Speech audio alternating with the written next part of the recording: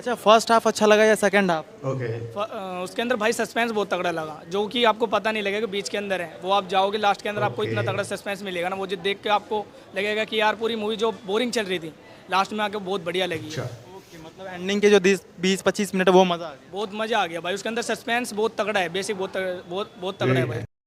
তার জন্য বলি আমার ভিডিও দেখো, আমার ভিডিও দেখলে একদম সঠিক নির্দিষ্ট কালেকশন দেখতে পারবে প্রত্যেকটা সিনেমার মধ্যে, বলিউড মুভির মধ্যে। তো প্রথমে দেখতে পেলাম যে আমি এখানে সুমিত কাডেল এখানে যে মার্কেট যে রিসার্চ করে কত টাকা কামাই হলো, সেখান থেকে আমি দেখতে পেলাম যে ইন্ডিয়া গ্রস কালেকশন করেছে 90 কোটি, ইন্ডিয়া নেট কালেকশন করেছে 75 কোটি, ওভারসিজ কালেকশন করেছে 40 থেকে 45 কোটি, টোটাল কালেকশন করেছে 135 কোটি টাকা গ্লোবাল গ্রসেস।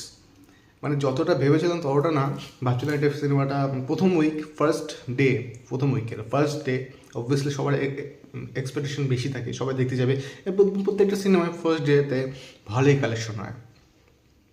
বন্ধুরা আমি বলতে চাই, দেবরা মুভি একটি সাউথ ইন্ডিয়ান মুভি যেটা ওয়ার্ল্ড ওয়াইড এবং সেটা প্যান ইন্ডিয়াতে বানানো হয়েছে। এখন প্রত্যেকটা south Indian movie pan India বানানো হয়।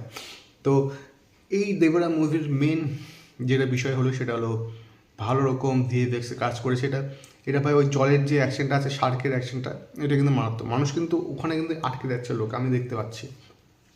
ফার্স্ট অফ অল অ্যাকশন দারুণ হয়েছে, কিন্তু কোথাও না কোথাও এই সিনেমার অনেকটা লেন্দি এবং 1990 সালের মতন গল্প, ওই বাবা ছেলে ভাই, মানে ওই ফ্যামিলি ড্রামা এই মধ্যেই ঘুরপাক করে, কিন্তু নতুনত্ব সেরকম কিছু নেই।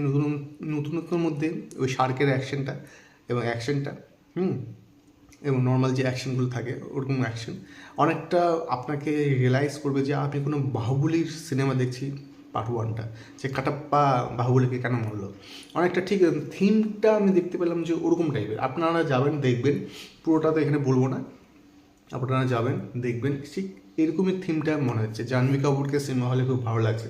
জাহ্নবী কাপুরের যতটুকু রোল খুব ভালো করেছে, খুব একটা বড় রোল নেই কিন্তু ভালো করেছে।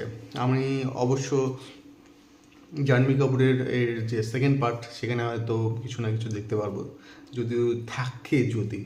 সো এনিওয়েজ, দেওরা মুভি আমি দেব এখানে মোটামুটি 3 স্টার, তার চেয়ে কম 2.5 স্টার। কারণ আমার যেটা মনে হচ্ছে যেটা আছে ওয়ান টাইম ওয়াচের জন্য একদম বেস্ট। আপনারা দেখতে পারেন, বাচ্চাদেরকে খুবই ভালো লাগবে। অ্যাকশন প্যাকড, খুবই সুন্দর। বিশেষ করে নতুনত্ব দেখতে পেলাম যে শার্ককে একদম পুরো বন্ধু বানিয়ে মারামারি শুরু করেছে, মানে এই জিনিসটা একটা নতুনত্ব লাগলো।